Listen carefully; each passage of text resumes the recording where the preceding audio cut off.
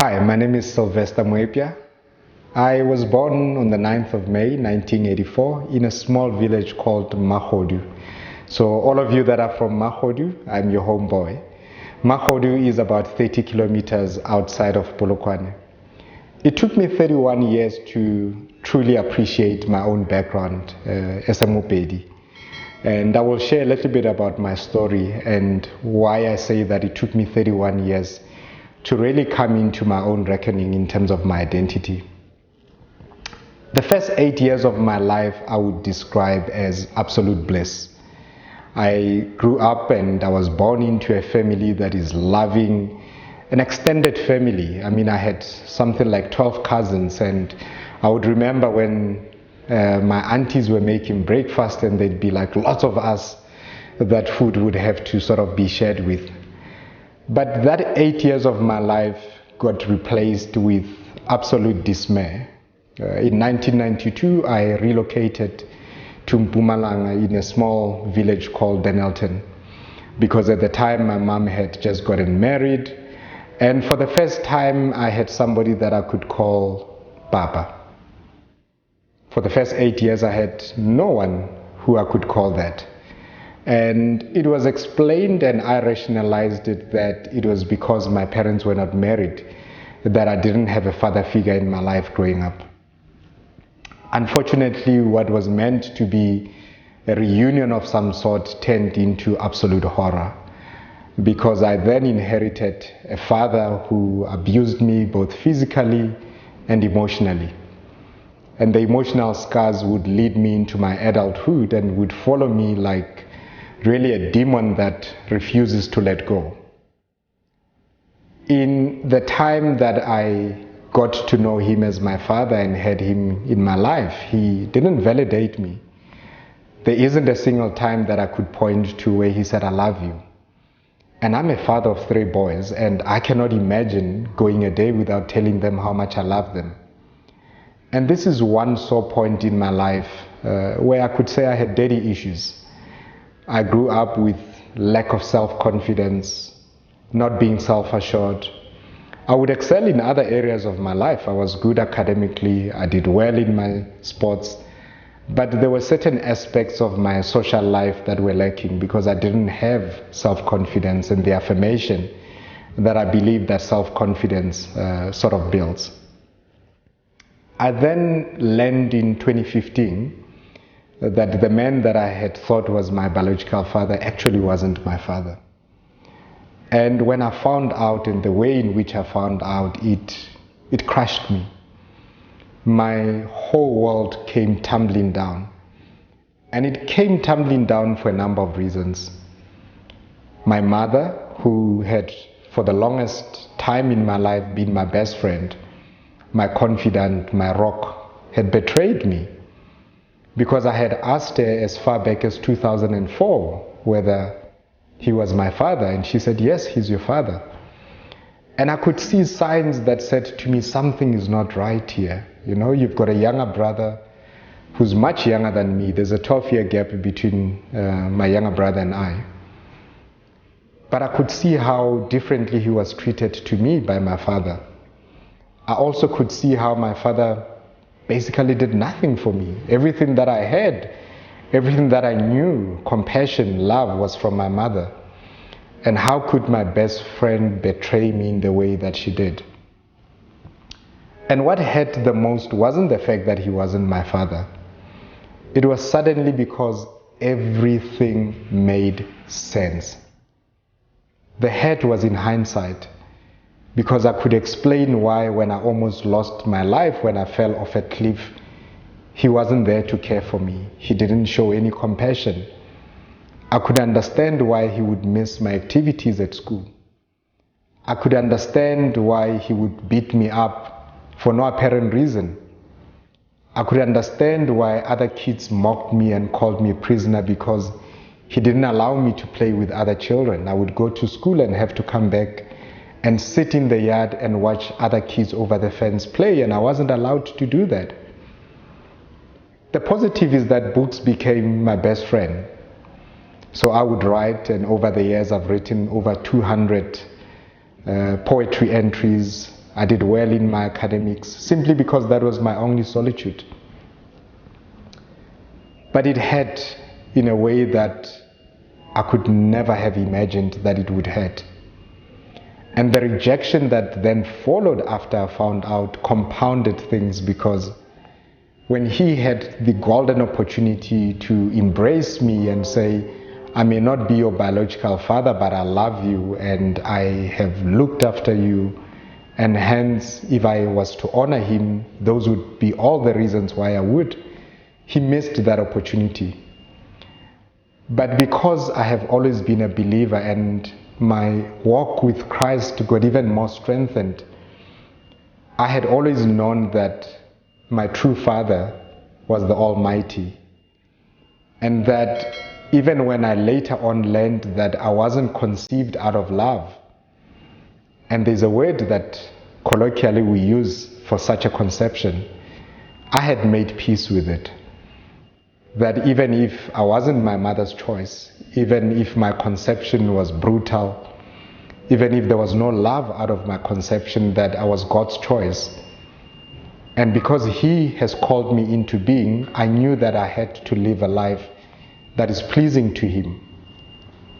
But sometimes aspirations and reality are two different things. So even though I knew that God had called me for something much greater than all the challenges that I had gone through in life, all the travesties that I had gone through, I didn't have it within me to do the right thing. Life will humble you, and life humbled me. I grew up being very judgmental and relying on my own strength. I would make statements like, when I get married, I would not ever cheat. I will be a good father. I will never lift a finger to my partner. I was very judgmental. And I saw myself repeat some of the mistakes I said I will never, ever make. I became very promiscuous. Things that I said I would never do. It was easy with wealth to get a woman, to date different women at the same time. It was easy. It was like a hobby. It was like a game. But that game only served to hurt others and leave an emptiness within me that I tried to fill with the next encounter and the next encounter. And after every single encounter, I found myself even more emptier than the previous encounter. And I can be able today to stand before men, not in judgment, but as somebody that has been on that journey, somebody who understands when sometimes your own actions baffle you, when you think you are not even in control of your own actions, and almost like you've been cursed. You've been cursed around your sexuality. I can be able to talk to other men today and say there is maybe a different option. But maybe there is a way in which you can find affirmation in other things. A way in which you can find that which you seek. Because I believe that when we become promiscuous, and I don't speak for everybody, but I can speak for myself, that it was with the aim to fill a void that I didn't realize existed. I didn't realize. I was none the wiser. I just thought, I'm enjoying my youth. I'm living life. And I had even started picking up a popular slogan, you only live once. But the truth is you live every day. And you only die once. But it was the opposite for me. I was dying every single day. Every single day I felt like I was dying. Because I didn't recognize myself. I didn't love the person that I was seeing in the mirror. The work that I do, empowering youth, I didn't relate to it anymore. Because how do you empower on one hand, but disempower on the other hand?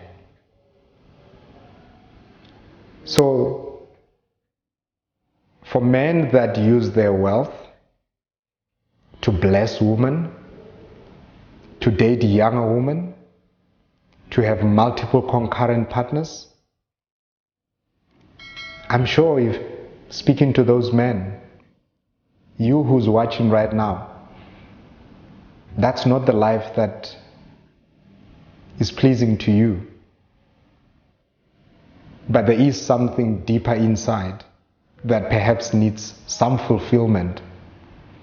And if men such as myself and others that have gone through the same journey can be able to help others without condemnation, without judgment, without blame, then this is a project that I've signed up for. In June of last year, I contemplated taking my own life. I came within hours of actually committing suicide. I actually had the whole thing planned. And for the first time, I can relate to stories of people who have either attempted or truly committed suicide. Because it all made sense. There was no way out for me. I had lost one of my biggest contracts because of an affair that I had had in the workplace.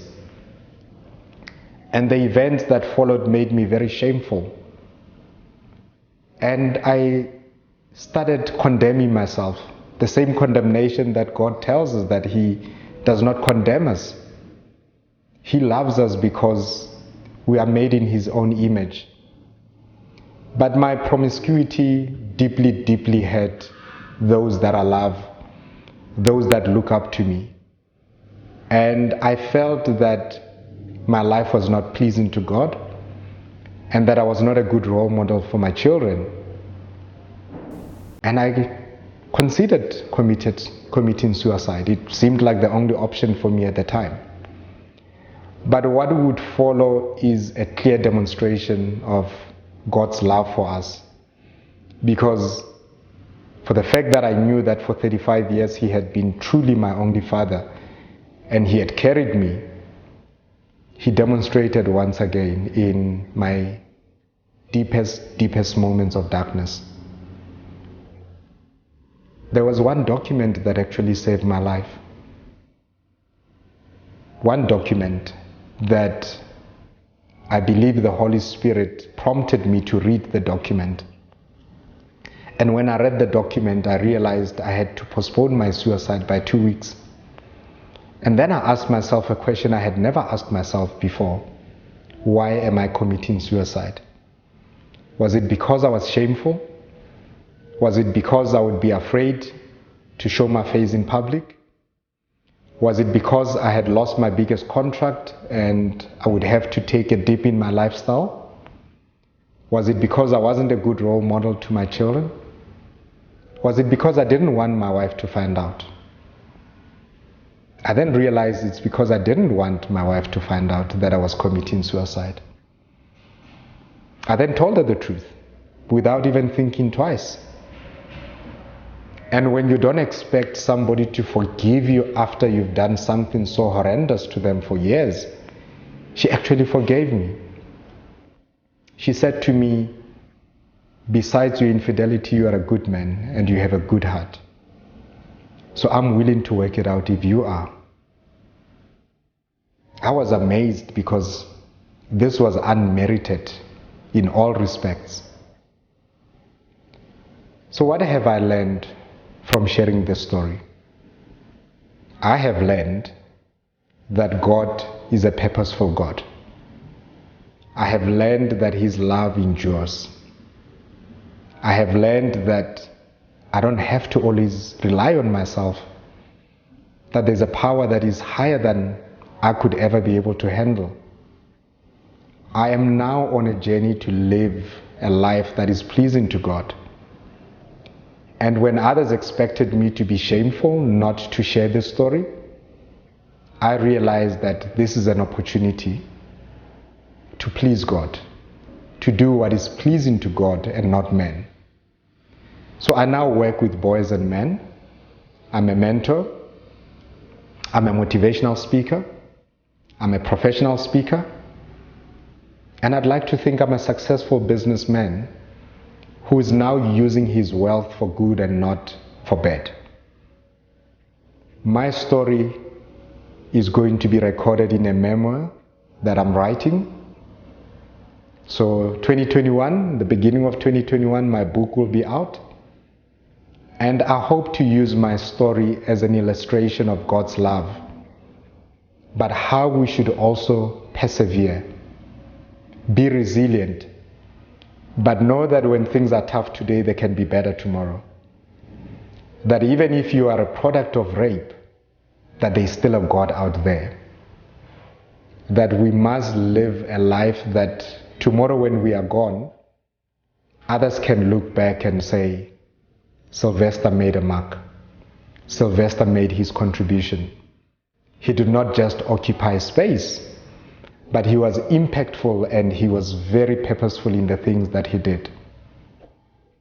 So I hope that you find inspiration in my story, that if you are contemplating suicide, that if you are contemplating walking out on yourself, that you realize that tomorrow can be a better day, that you just take each day as it comes, but that we also learn not to just only trust in ourselves, but that we have resources around us. So my extended family, my mother's family, has been nothing short of amazing. They have carried me through, and it showed me how important family is. And this is an identity that I am now rooted in with my extended family.